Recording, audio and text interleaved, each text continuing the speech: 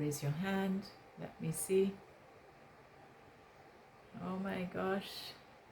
You are really not your own best friends, are you? Huh? No, you wouldn't if it was really such a passionate goal that you wrote down and that you obviously need to move away from where you are. So you need some encouragement. You need the will to do it. You need to be willing to do whatever it takes and go the journey. And then when we make such a decision, we need our best friend to say, hey, it's going to be great when you are there. And that needs to be you. Rachna, did you manage to write yourself a letter of encouragement? Nalini?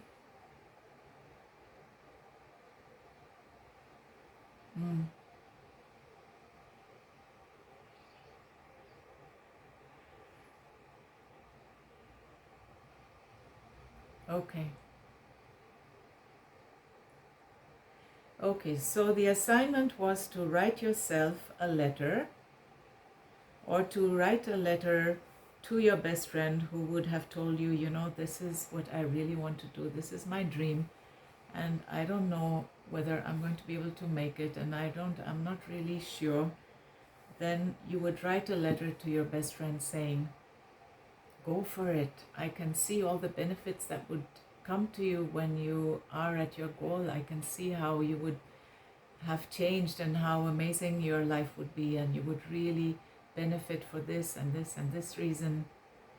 And I had asked you to write yourselves this letter.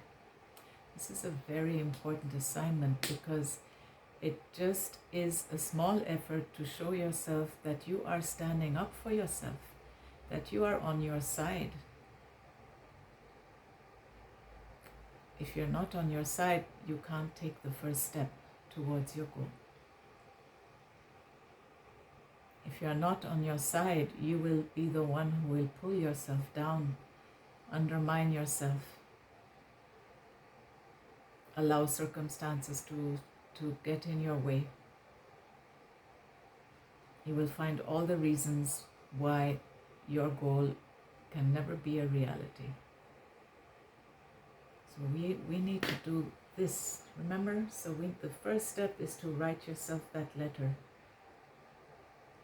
You are breaking through to a new neurological pathway that you have never gone down before. You have never encouraged yourself. You have never taken that goal and told yourself, hey, that's so cool. I think you should really go for it because I can see in 3 years' time what your life would look like, and I'm so happy for you, and I can imagine you being the person you want to be, you having the thing you want to have, you living the relationship you want to live, you being in a loving environment that you want to be in. So this, Nalini, you're hi. Did you write that letter? Oh my God.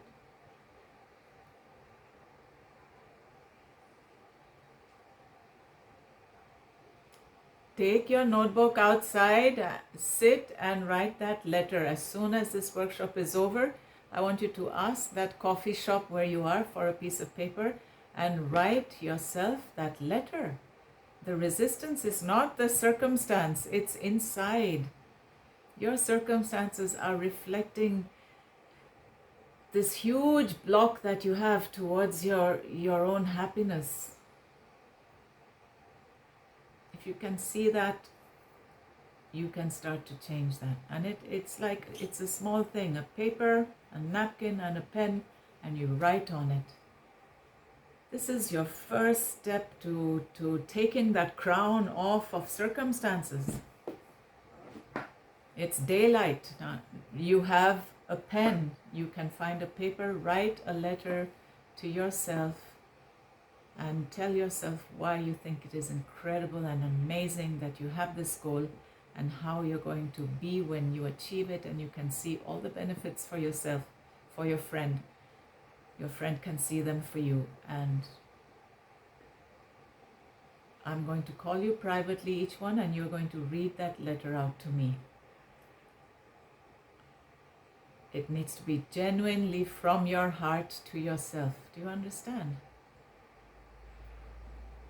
Okay, good.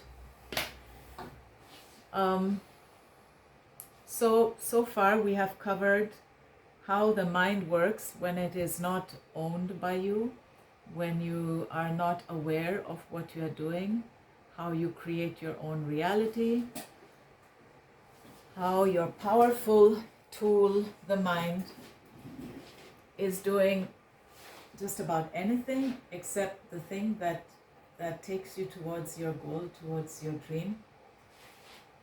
There is spirit flowing into you constantly, all the time. You are never putting this on pause. There is no pause button.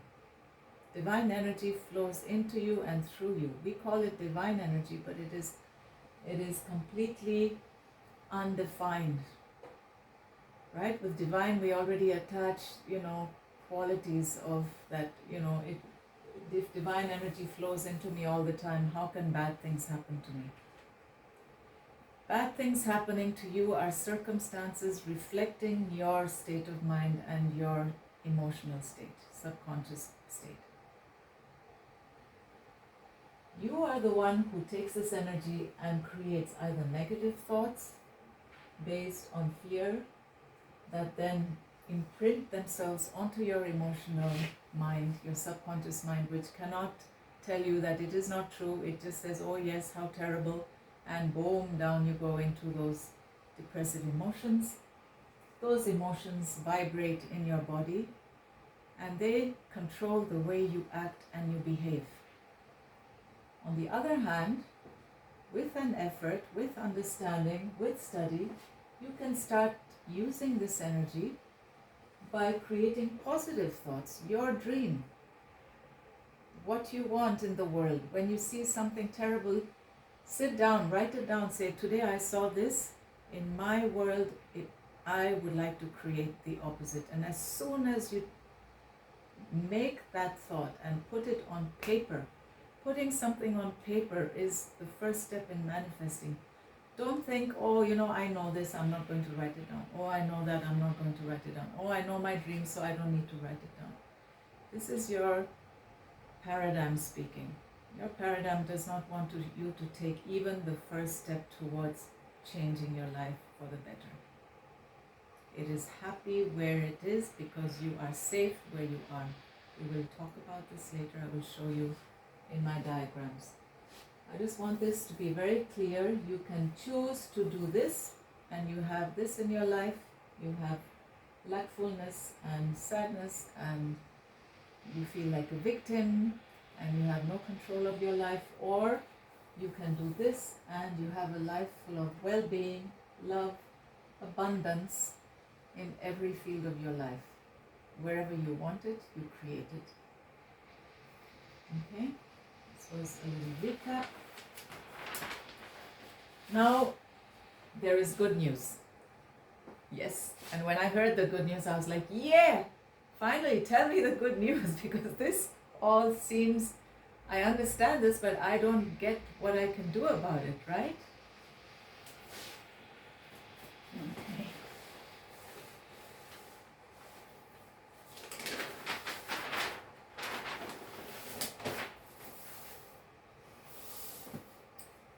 The good news is that we have been gifted 6 higher faculties of the mind. And these faculties are what discerns us from our animal brothers and sisters. These 6 higher faculties of the mind we are never taught about in school, and we can use these to create order in our minds and to help us to get to our goals. The 6 higher faculties are the imagination, the will, memory, intuition, and perception. We all know these faculties, we use them, but we use them unconsciously. How do we use our imagination? Oh my God, we use it terribly. You hear somewhere COVID is coming back, immediately your imagination draws an image of all the terrible things that COVID brings with it. You create this image, you get emotionally involved with what you're creating, you make yourself feel unwell, you expect the worst, and you are busily creating those negative thoughts and results. Then when it comes, you're like, oh, yes. We use our imagination to hurt ourselves. It is always worst case scenario. Somebody comes late, oh, they don't like me, they've ditched me. Oh, your husband comes home late, oh my God, maybe he's had an accident, something bad has happened. It's a habit. We misuse this beautiful, amazing tool called the imagination. Now, the imagination is also responsible for the airplane, for the internet, for everything I see around me in the studio. It is the first step of creation. It is the potter's first step of creation. We imagine what we want to make.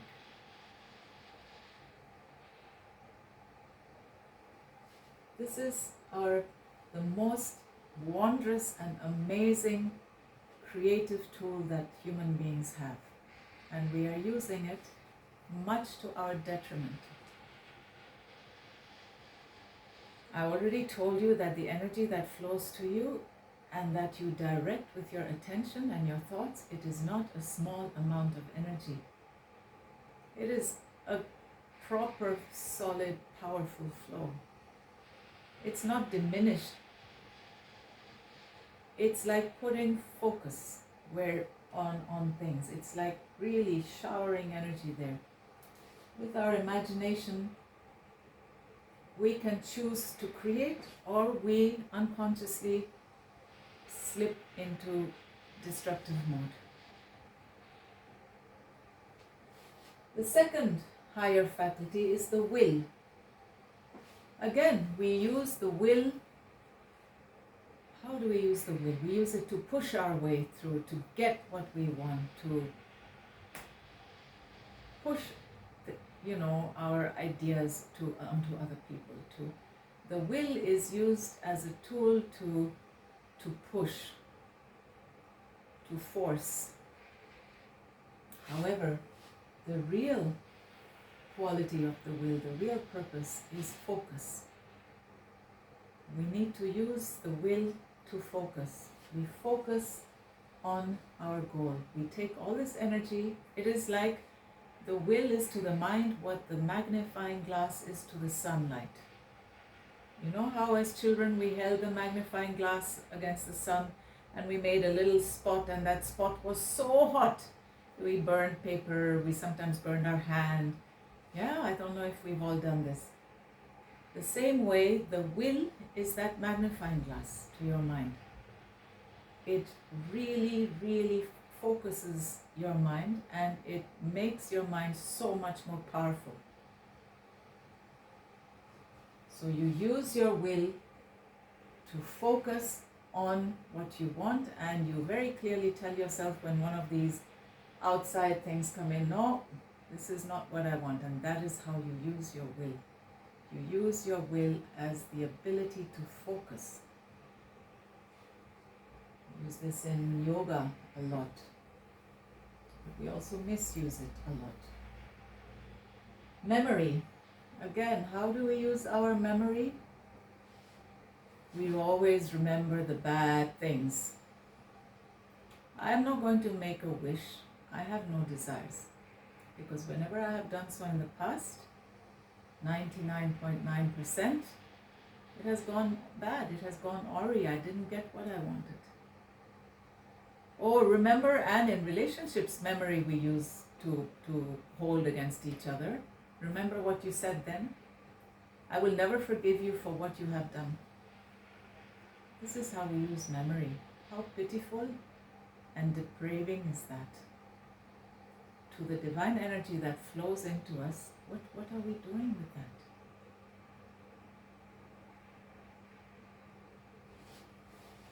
Intuition. I love the way Bob says, when man prays to God, we speak to God when we pray, and when God speaks back to us, it is through our intuition. Most of us don't follow our intuition, but every now and then in our lives we have had this moment where our intuition has saved a situation, or where we have connected to someone, or where something has amazing happened because we followed our intuition. Our intuition is that little voice inside. It is an expression of our spiritual selves, who we really are. It tries to speak to us often. We are so busy with the noise that we are creating with all this information. We have a 6-lane highway coming into our minds through our 5 senses. 6-lane. Boom, boom, boom, boom, boom, boom. You have no space to hear your intuition. You hear your intuition when you meditate every day and you can quiet your mind. And when you use these faculties to create order in your mind. Create order, you install those rotating doors, you say no thank you to negative input, you say, oh, it's interesting, but out you go, right? Then we have the perception. Everything is perception. 2 people can walk down the same street. One person sees everything that's beautiful, the other person sees all the garbage that's lying there. Everything is perception. So I cannot tell you to see things my way, and you cannot tell somebody else to see things your way. But our perception is normally targeted towards negativity. If there was a table with beautiful flowers here, and if here there was a table with horrible, ugly garbage stuff, what do you think you would notice, honestly? Where would you put your attention? You'd put your attention on the garbage. What is this doing here? Why is this here? Da, da, da, da, da, da, da, da. Flowers are forgotten. We're so trained to do that. That's why bad news sells. And good news you never hear about. Perception. And then we have reason. And again, we can use reason. Once we understand how the mind works, we can use our reason and say, even though right now I don't have my dream, even though I'm not at the frequency where my goal is, even though I know that this path that I'm going to go is going to grow me, it's going to bring out potential out of my own depths that I had no idea that I had. And you reason yourself back onto your path when things get hard.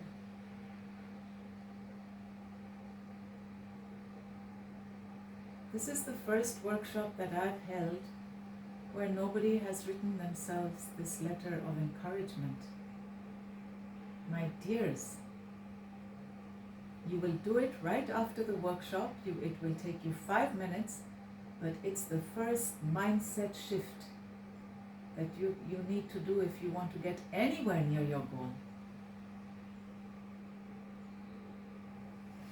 Okay, so now let's see what happens when you use your higher faculties in the right way. You use your imagination like we all did when we created our goal, and we create this beautiful idea, this image. We call it positive idea. It's an idea, it's a picture, it's a vision. It is whatever you have set as your goal. Now we have created it with the imagination, and we use our will to focus on it. We think about it and we use the will to focus on this, and every day we think about it many times. How can I make this happen? This is what I love. I would love to be here. And you slowly impress it by repeating it onto your subconscious mind. And as you impress your positive idea, your emotions also become positive.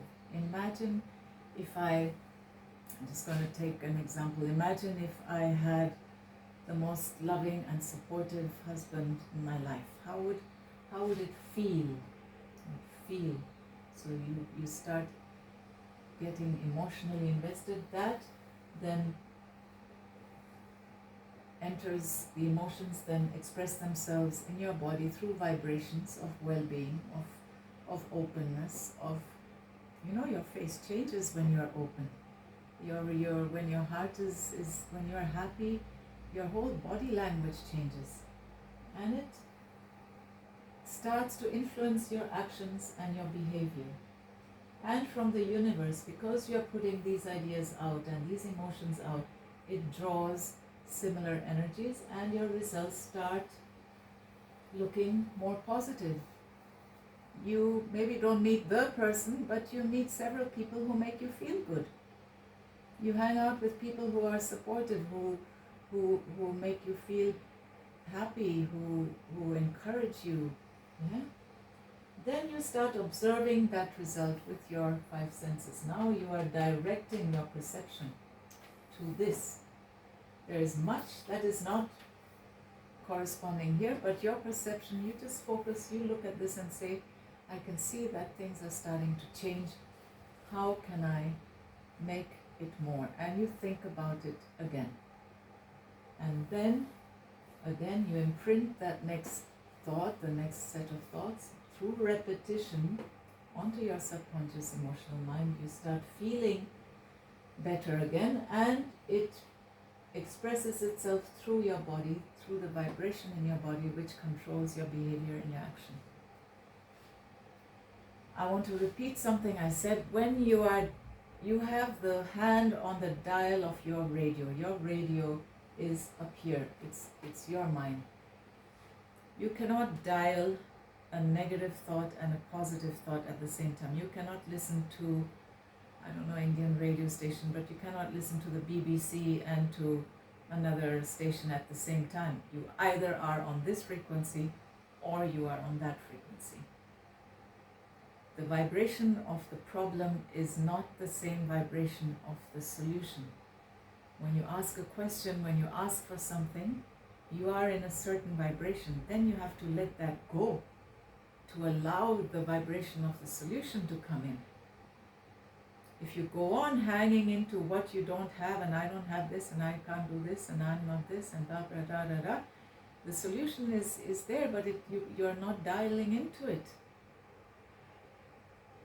You dial with your mind into different frequencies, into different ideas, into different thoughts. And we live in such an amazing and perfect universe that your exterior completely reflects what is happening inside of you.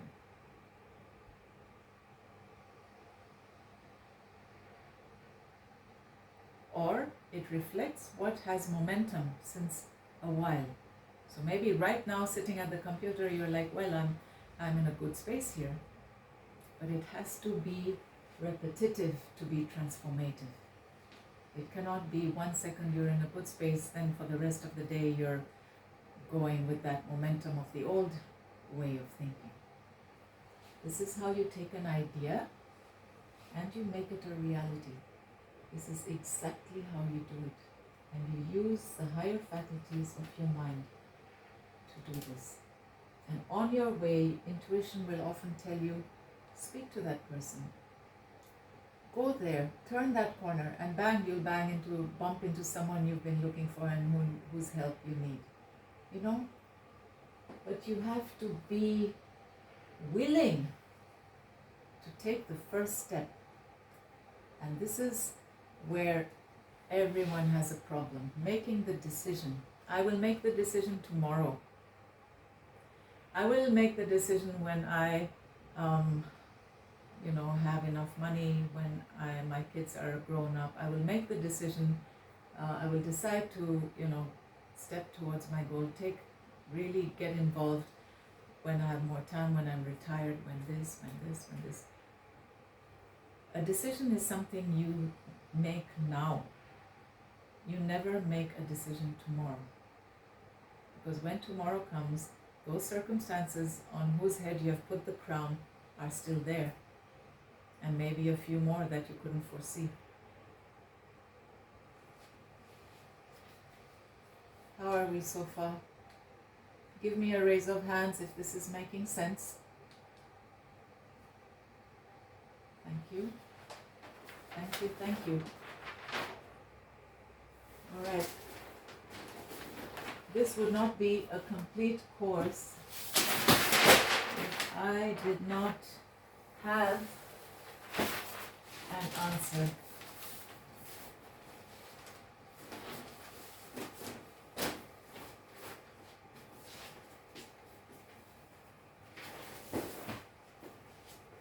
All right, now we are going to understand why we don't take that decision, and how, when we do take the decision, we fail again and again, and things don't work out. The terror barrier. The terror barrier. So I'm going to go through the 4 stages, the 4 stages on this page. And these 4 stages, can you see the writing, or is it a bit pale? You see here, idea. Can somebody just let me know if this is visible to you?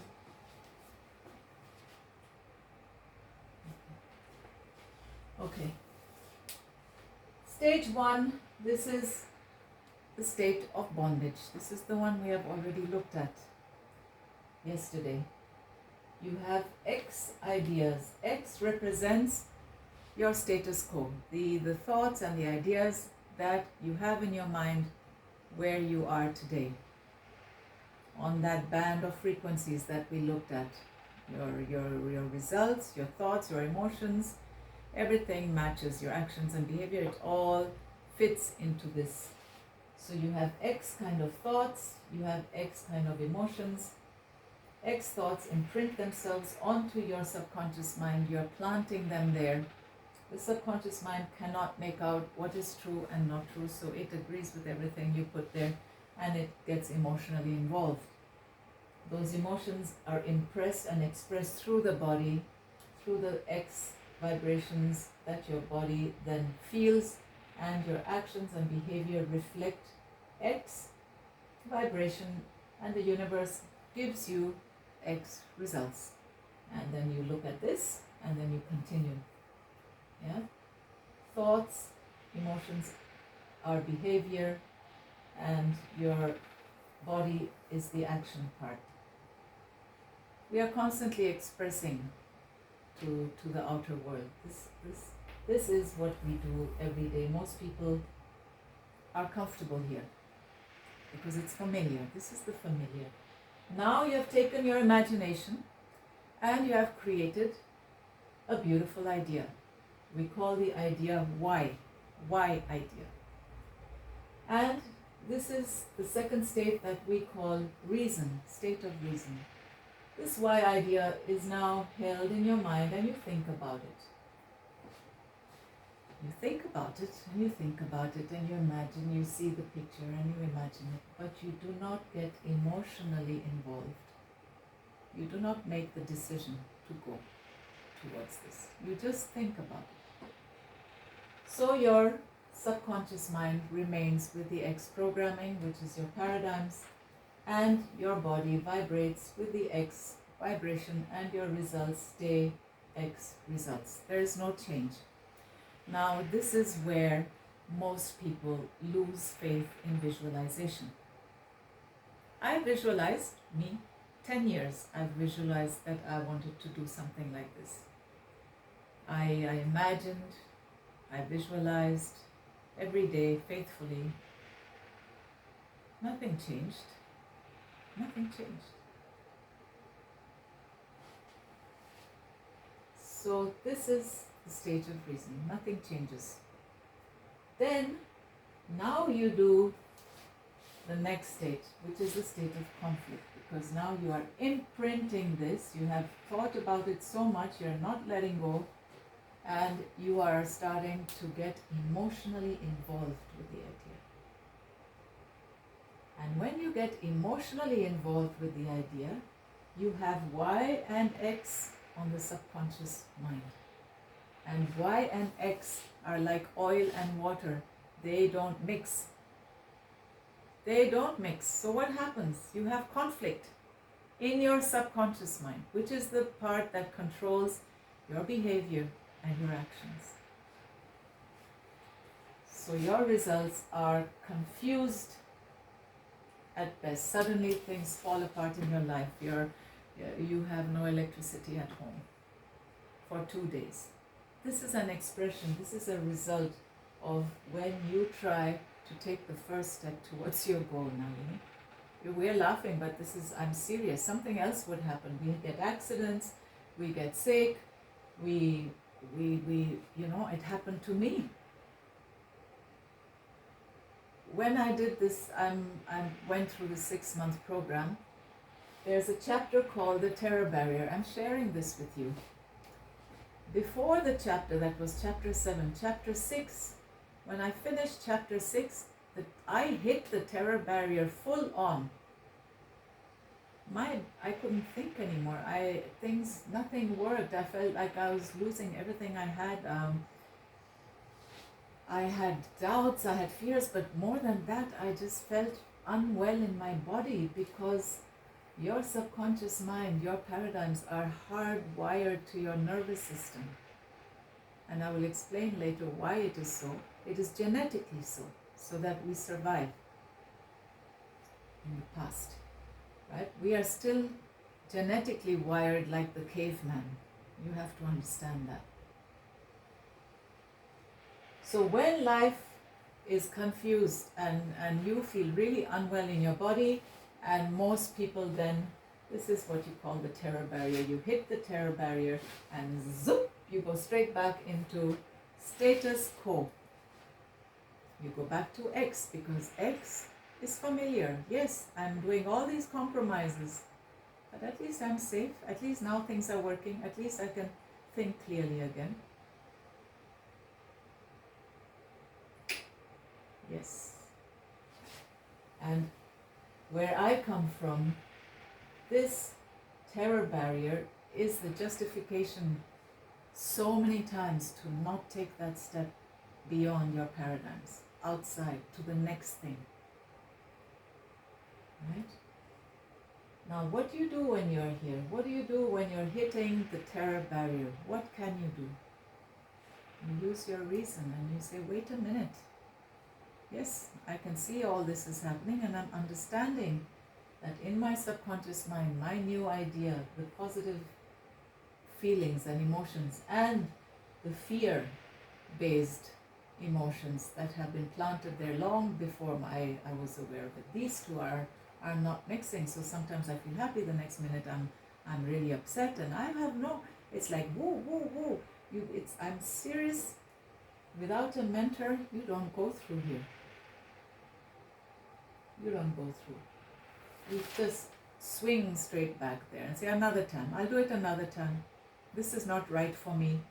This is not the time for me. It is never the time for you, because you will always hit this when you try to move towards your why type idea. Now, what do? You use your reasoning and you say, okay, I know what's happening and I choose to stick with my idea. And I'm going to continue every day writing it down in the morning, in the evening. And I'm going to get emotionally involved when I do that. And during the day, I'm setting an alarm every hour. And when the alarm rings, I'm going to go like, wow, and I'm going to use my imagination to jump frequencies, like I showed you on the frequency chart, straight to my goal and say, even for 2 minutes, I'm just going to say, wow, wouldn't it be nice? How nice would that feel? And slowly what happens, because of the repetition, you break through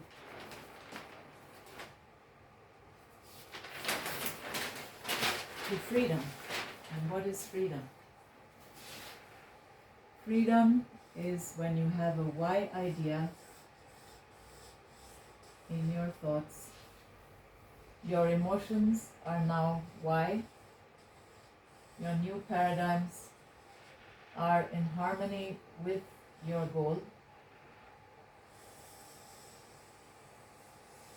and that expresses itself in a Y vibration which draws from the universe the Y result, and you have manifested your idea into, it has taken form. You have brought it into form. You have to bring it into form. And this we are capable of doing. As individualized spiritual beings, we can take an idea and bring it into form, and the only thing that is in the way are our paradigms, is our programming. So if we shift our programming, if we replace it with a new programming, and programming, yes, it takes time and it takes determination, and as you can see, Terra Barrier is waiting for you. But stick with it. We have these higher faculties. We have the will to focus. We have the imagination to instantly take us to that frequency. Now, anytime. I want to explain something really important to you. This is something I learned in another workshop. Our brain.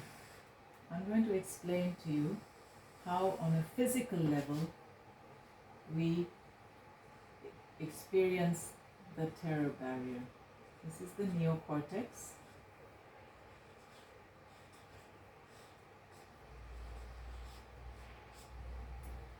You are aware that our brain has in the frontal lobe a part called the neocortex. The neocortex is where we do all our forward thinking, planning, we have clear thoughts. This is the most evolved part of our brain. It takes 25% of your body's energy to run this part of your brain. That's why you're so tired after you study and learn. You need to go and eat something. Students are tired. And this part of the brain works on the alpha frequency. The alpha frequency is the frequency in which your thoughts and your mind are the most clear and creative and productive. When we were cavemen and we were living in caves, we needed to have genetically inbuilt a system that would keep us close to the tribe and that would keep us alive in face of danger. So the way our paradigms are formed and the way our mind is open to receiving programming at a young age had a function and has a function, because it stops you, yes, from putting your hand on the stove or from stepping off a high ledge or something like that. It has a function. And when we were cavemen, it kept us close to the tribe, and the tribes were moving, so everyone had to understand and be in alignment with how the tribe functioned. This is now how we are in alignment with how our families function, how our culture functions. Okay? Now, when we faced a tiger or an oncoming mammoth or a flow of lava, before we were, developed to this point, we had a system, and we still have this system. It's called the limbic gland, the limbic system. When you are faced with danger, when you are faced with stress, when you are faced with fear, this shuts the blood flow from going here, and it sends it back down the spinal cord, and it sends the blood into your legs and into your arms so that you can run away from danger and you can fight the enemy. Now, what happens when your blood flow is cut off from your neocortex? Your brain becomes like cotton. You feel like you have cotton in your head instead of a brain. You can't think a clear thought. When you are in traffic and somebody suddenly cuts in front of you, this happens, boom, immediately. When you get a diagnosis of an illness, boom, this happens. Anytime, any stress, anytime you are moving out of the familiar safe zone, mentally or physically, this thing cuts off your blood flow. This is why we feel physically odd and unwell and we can't think clearly. If you observe yourself, you will find that when you are about to do something, or when fear hits in, or when you get stressed about something, you can't think, and you actually feel like here there's cotton inside. And of course we get emotional, we get angry, we blame people, we blame the circumstances, but you have no blood flow to your neocortex. So we are still programmed like the caveman. When you understand this and you're hitting the terror barrier and you say, okay, I know what's happening. My programming is telling me that I'm about to move into an unknown zone. I'm about to step into the unknown. And this is the natural reaction of my body.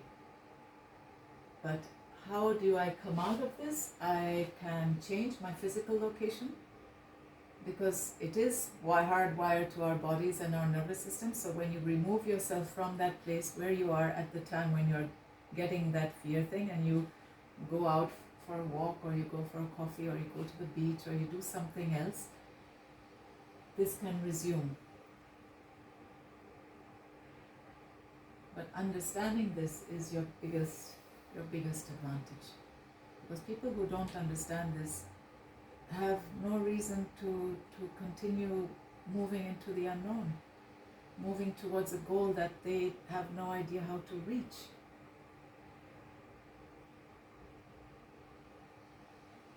And who is going to be the person who has these 6 higher faculties? And who is going to be the person who encourages you to do this? It's you, your understanding. People around you who are used to you being a certain person, acting in a certain way, doing a certain thing, for them that works, because it fits into their paradigm as well. We have group paradigms. Please don't do anything different, otherwise we will stop talking to you, we will judge you, we will talk about you behind your back.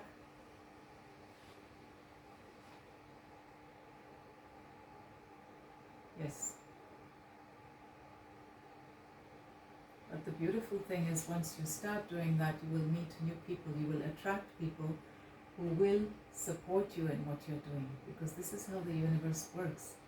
It will always bring to you the necessary tools and the necessary aid for you to reach your goal. Now, just the way fear is based on assumption, faith is also based on something you have no proof of, but faith that is built on knowledge and understanding is your key to freedom. After this workshop, you can choose to carry on as you did before, and you can say, oh, I did another workshop, nothing happened. It's up to you.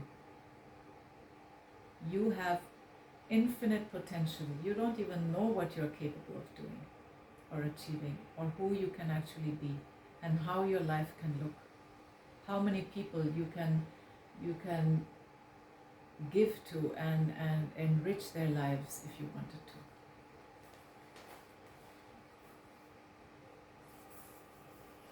All right, this has been kind of non-stop, so I'm going to take questions. Any questions coming up? And this information only works if you actually can accept the fact that you are a spiritual being. You have a mind, you have a subconscious mind, you have a body. But this energy that is flowing to and through you is also around you and is also individualized around you and is the part that grows with you and wants to express itself through you and with you. And that becomes the base of everything. And that is why this path, this teaching spoke to me, because it is firmly grounded in understanding who we really are and what we are really on this planet to do. You know, we're not here to, we have to awaken, we have to wake our minds up, we have to understand how things work, we have to study and take risks. Yes, tell me.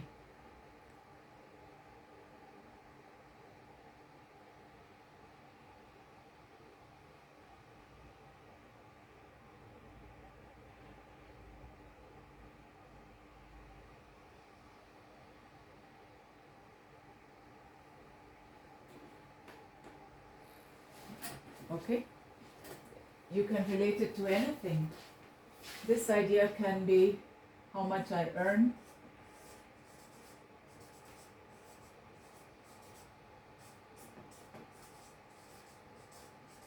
It can be how creative am I.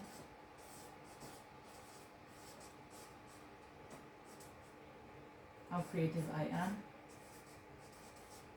It is related to every aspect of your life. So if you want to relate this to pottery and to earning and to money, you will have faced the same paradigm. It is not like you don't have a paradigm about these things.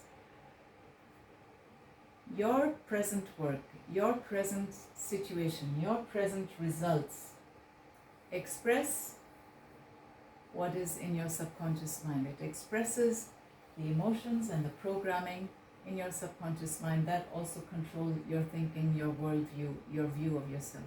Self-image. Imagine that you constantly tell yourself, I'm not so creative, and you see pictures of other people's work and you say, wow, they're so good, and you put yourself down, oh, I can never make something like that. I'm not creative enough, I'm not good enough, I never went to that school and that school. But actually, I'll tell you, the greatest geniuses this world has had, including Emerson and others who have invented things, they never went through a proper schooling. That's all bullshit. That's all our programming. So you apply this, you choose whatever you want to apply it to, but whatever you choose is going to require this process. It is going to require you to understand what is it in me that is blocking the money from coming? What is it in me that expects me to fail? What is it in me, in my programming, that is telling me that this is how much I'm going to make and I don't want to make more than that? And it's limiting my whole life, my whole everything. What are our limiting beliefs? You need to figure out X. And then when you figure out X, you then focus and use your will on the opposite thing, on the thing that you want.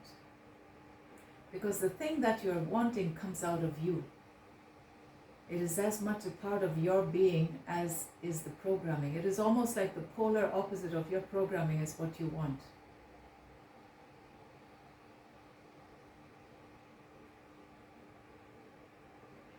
So, focus on what you want, write it down, then write yourself a letter of encouragement and say, you are the most amazing creative being on the planet. You are God's highest form of creation. Each one of us is. How have we been programmed to diminish ourselves and to make ourselves small? We have only learned to focus on outer circumstances, and we've learned to identify ourselves with the last, most limited part of our beings, which is the body. This understanding you can apply to any part of your life. The prerequisite for change is want. If you don't want, if you want something so and so, maybe a little now, and sometimes I want it and sometimes I don't, your life results will mirror that. Sometimes you'll have, sometimes you won't. You have to set your compass. Once you have a direction, then you can use your will and focus your mind on that direction. But you have no direction, what are you going to focus on? 20 things?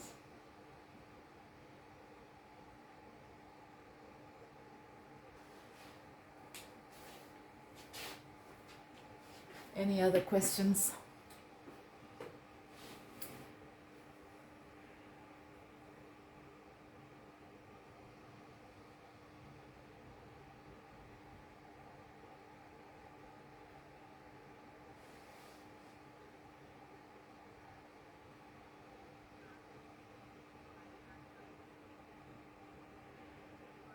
They're fixed in your subconscious mind, not in your head.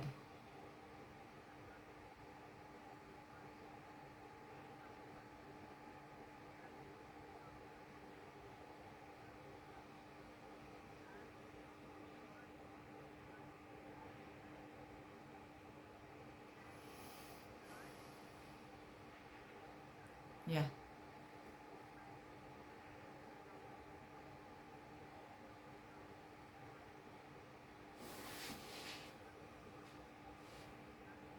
Yes.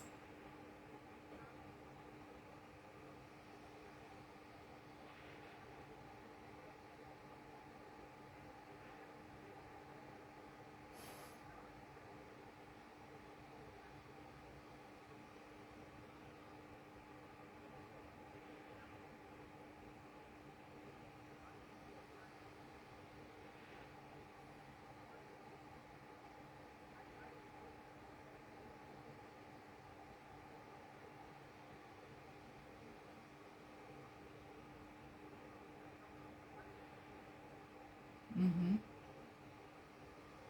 I understand. I totally understand because I grew up in India. And I think it's the same anywhere in the world. So this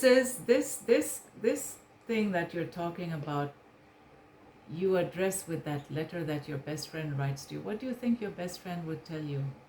Would your best friend say you better don't do anything differently because you know very well that everyone around you will not be happy about it? Is that what you would say to your best friend who had your goal? Is that how you would speak to her and say, I mean, come on, who do you think you are? Is that what your best friend would say to you? Or would your best friend say, don't you dare let anybody else's opinion matter? Because it's not easy. And that is why we tiptoe through life until we make it safely to death without anybody criticizing us. However, people are so volatile and they are so unstable in what they want from you. Once they want you to be like this, the next time they want you to be like that. Somebody else wants you to be like that. You can bend yourself backwards and tie yourself up in knots and they will not be happy because they have a habit of criticizing.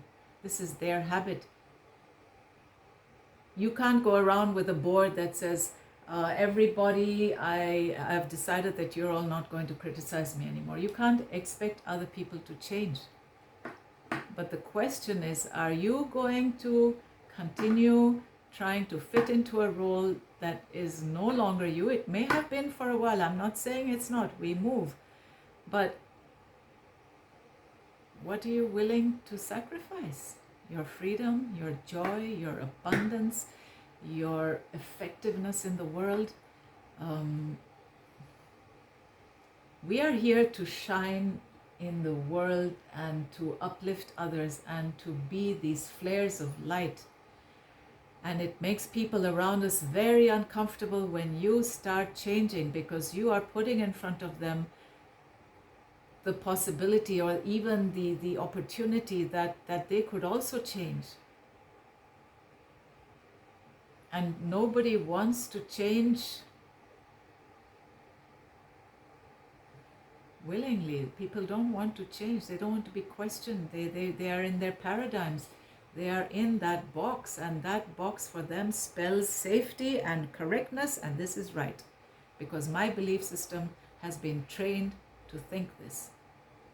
When I was little, how does a little child get to decide what you're going to do, how you see the world, what the world means to you, what people around you mean to you, and what your self-image is for the rest of your life?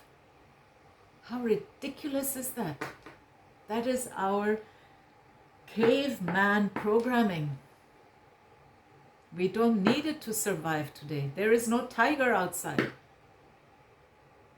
Women are financially able to be independent, and especially if they start thinking they can, man, can they do it? We can do whatever we set our minds to do, because we are spiritual beings with infinite potential. And our lives so far have been so meaningful because they have brought us to this point where you can now say, everything that I've become, I want to use consciously and with love.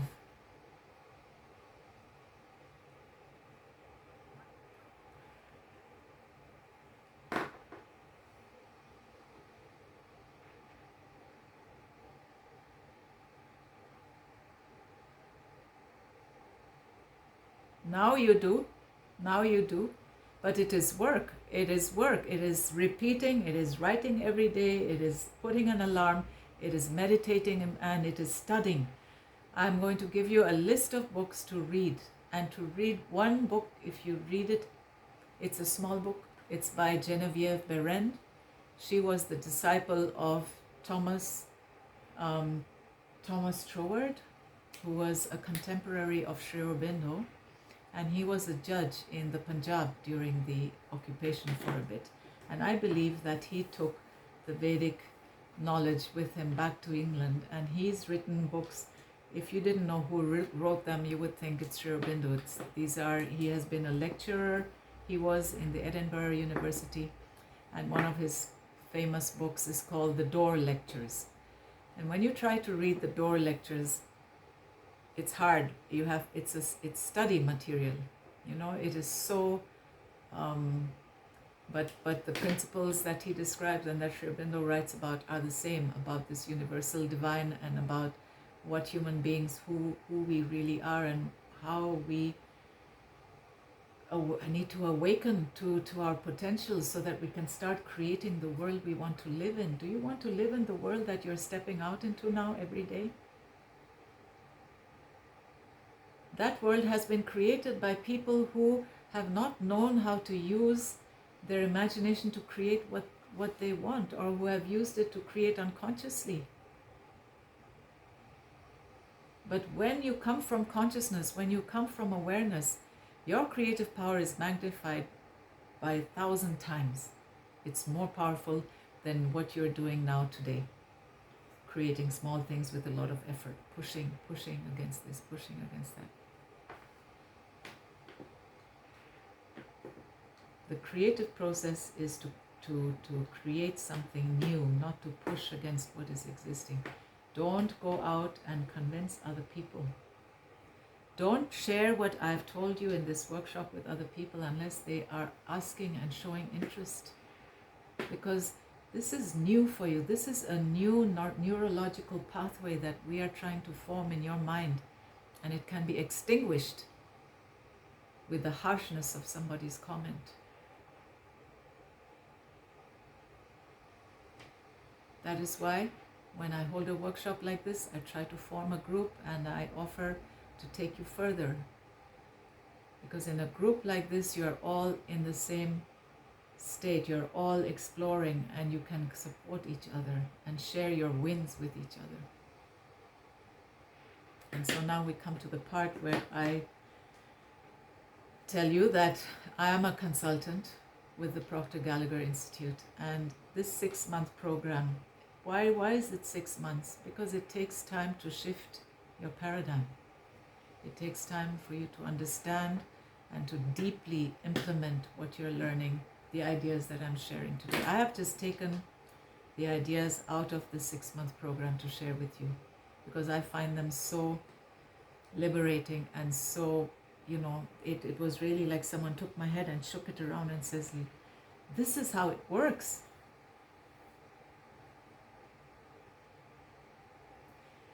You take a glass of water and you think to the water, I love you, you're beautiful. The molecules change in that water. This is scientific. I'm not making up woo-woo stories. This is not wishful thinking. Your thoughts can alter matter. It's measured. Even iron, a piece of iron. Now they have such sensitive tools, they can measure how matter responds to thought. You know, our bodies are made of 98% of water. You are telling yourself stuff all the time, that water is changing. And then eventually you get sick. I'm not good, I'm not beautiful, I need this to be accepted, I'm not worthy, or look at you, oh, I can't stand the sight of myself. The work we are going to do together, if you decide to work with me, is standing in front of the mirror and telling yourself, I love you, you are amazing, 10 times, loudly, with conviction. The first time I tried, nothing came out of my mouth. That is how blocked we are. This is real transformative work. It is not in your intellect. Your intellect has nothing much to do with it. You use your intellectual higher faculties. That's how you use your intellect. You use the imagination to create what you want. You use a will to focus on that, on the positive aspect. You use your perception to find something good in everything around you. We have the ability to do that. If that man in the Nazi camp could find meaning at that point with those circumstances, how spoiled are we?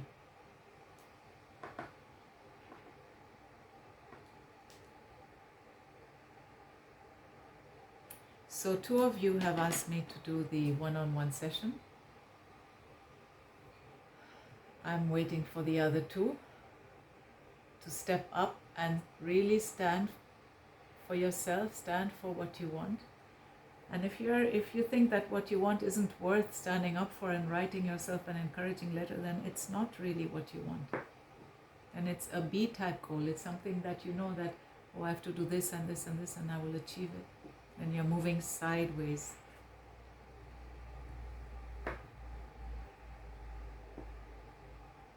All right, questions? We have 10 minutes. I will send you pictures of all the charts that I've drawn. And you already have the 2 workshops replays, so you will get this one as well. Make the most of it, and then I will send you a list of books that I hope you find the time to read. Finding the time, again, don't let your paradigms tell you you don't have the time. Don't let circumstances dictate what you do, how you grow, your understanding of yourself and your journey towards a vibrant and empowered life.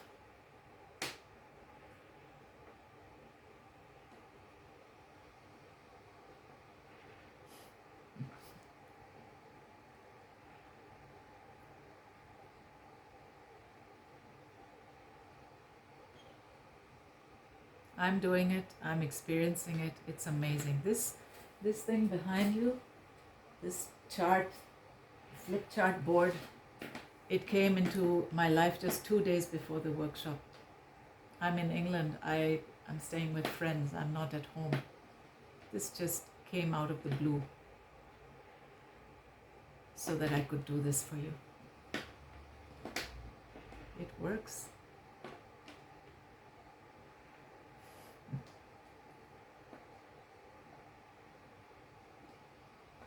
So the 6-month program is called Thinking into Results.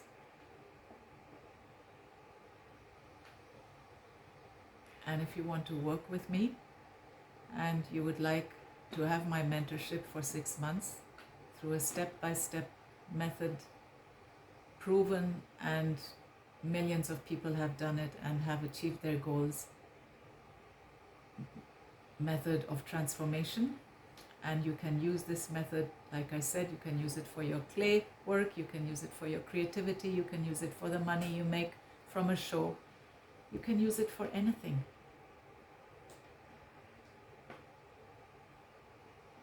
And what was your old paradigm, what your new paradigm that you create will at some point need to be changed again. But once you understand this principle, you won't be afraid to step into the unknown again and again. Bob Proctor says, when you're afraid to do something, but you know it is the right thing to do it, because that's how you know that you're going to grow. When you're afraid and you're not sure it's the right thing, or it doesn't feel like a good thing to do, then don't do it. But if you're afraid and you know that the thing you're about to do is right for you, then do it. Make that decision. Take that step.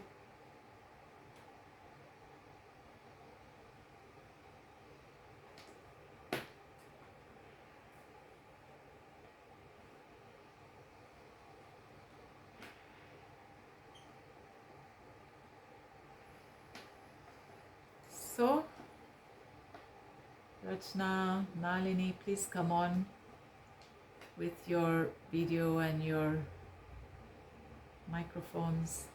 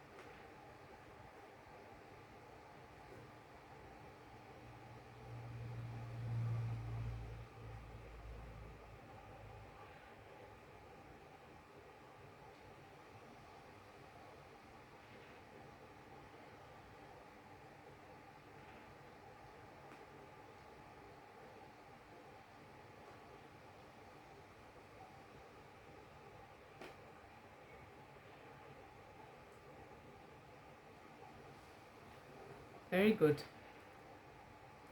Very good. Good. Good.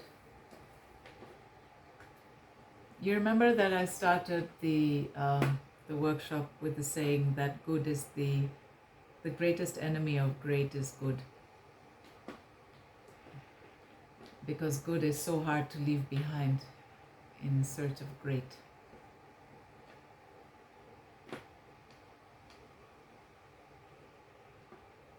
So as long as you are on your way and you are moving towards your goal, that is wonderful, and I hope that this information really helps you. That's the purpose of this workshop, is to give you the tools, and you can use the tools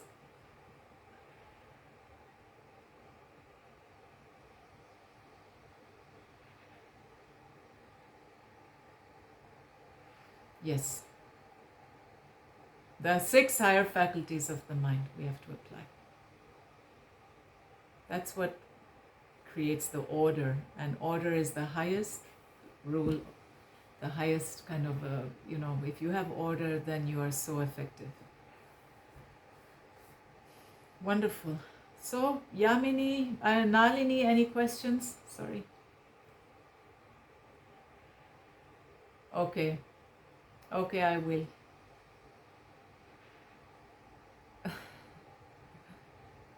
Sonia, what do you have to say? Wise one.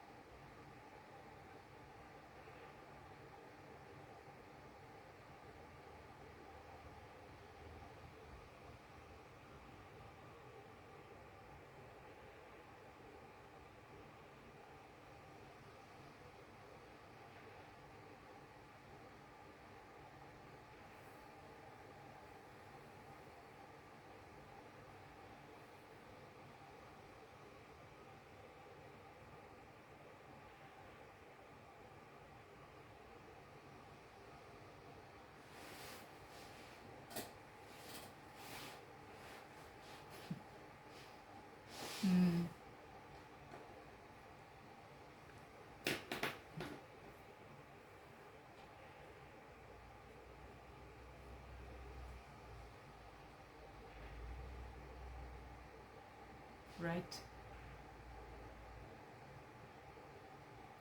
And your paradigm always sounds like your own voice. You see, this is this is the confusing thing, and this is why if you have somebody who is mentoring you, they can be the mirror and say, wait a minute, that's not right, you know, because when we hear our own reasoning and objections in our own voice, we just tend to accept it.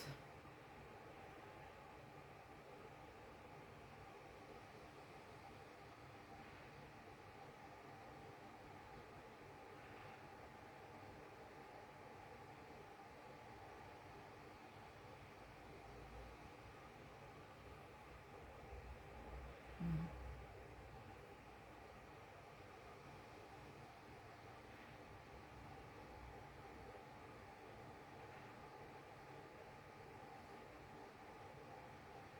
Right.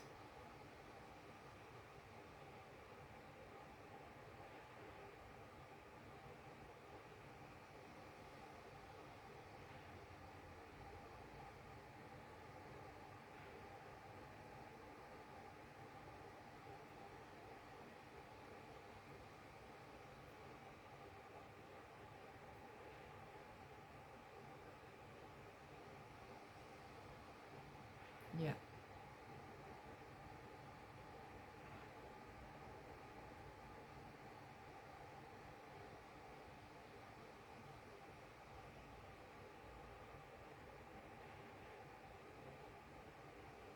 Yes. Mm.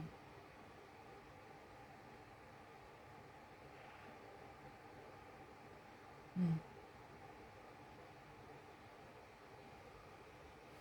Mm.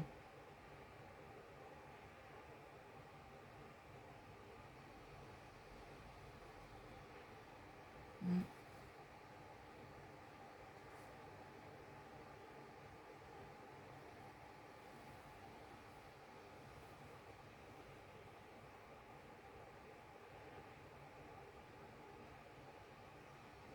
Of course it can, but why are we waiting for tragedy? You know, then so this is the way that you can start your own motion, and it can be a joyful journey and nobody has to pay a price. Yeah. So I just wanted to write something down because um, talking about different areas in life, I have come to the conclusion because of my other mentors that I've been studying with, that there are 4 areas in life that we can set goals in. And it's easier when we are more specific. So, for example, physically, physically, I want a life where. So here you have the marathons, you have the sports, you know, things. But that doesn't cover everything, does it? Then, vocationally,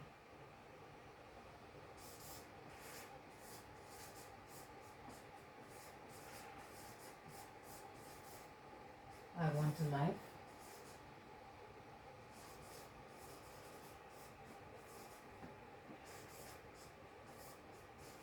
where, you finish that sentence. Then, economically,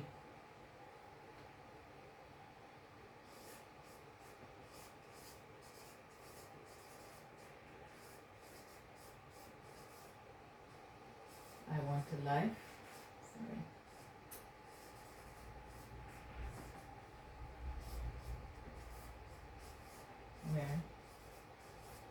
where I can go wherever I want to, where I can do whatever I want to, where I can help whoever I want to help. You know, money it gives you the ability to do far more good than just for your own self and your own needs, right? Your own basic needs. And then emotionally,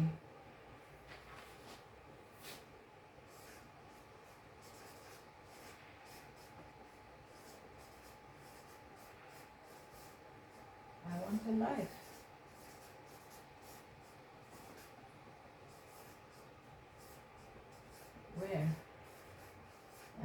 happening. I want a life where I'm living in harmony with my opportunity to make a significant difference for good, and that I'm on track with me. I want to live a life where I take my opportunity to make a significant difference for good, and a life in which I am in alignment with me, with who I really am. Not with someone who is defined by circumstances or by other people's opinions or by my old opinions or by whatever I have picked up and identified myself with. There is another you. There is the you now, and there is another you waiting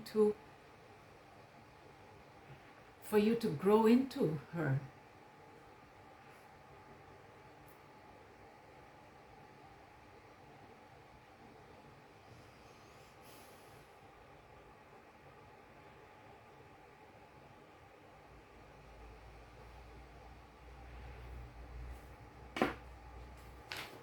Okay?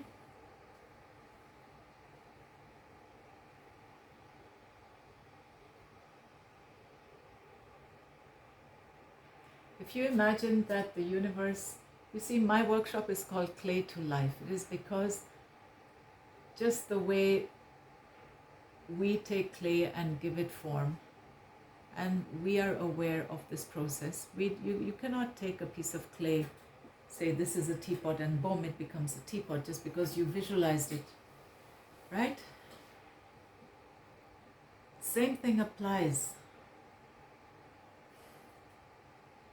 Same thing applies for life. The substance, this great thinking, universal substance, mind that responds to every thought, when you realize how responsive it is, you start feeling like you are really the artist. You are really the one who can create your life and create a world that you want to live in. Your wants, this is very important for people who have grown up in big families. We are so trained away to think about ourselves. If you say, I want something, it's almost like you're betraying the greater group.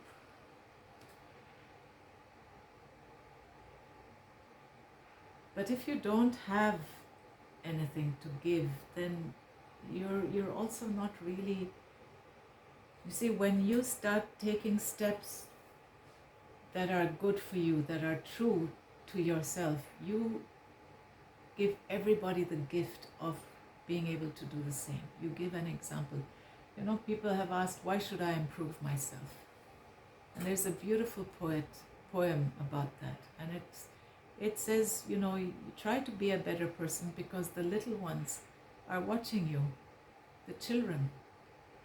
They take in everything you do. They want to be like you one day.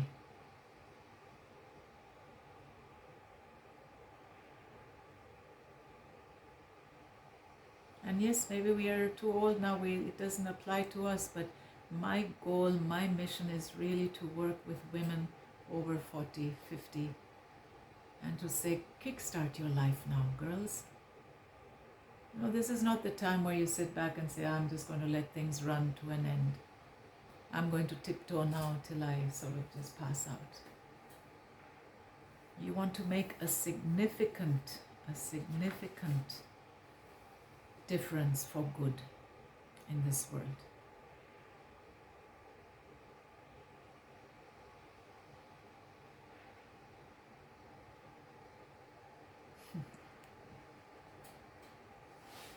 Silence.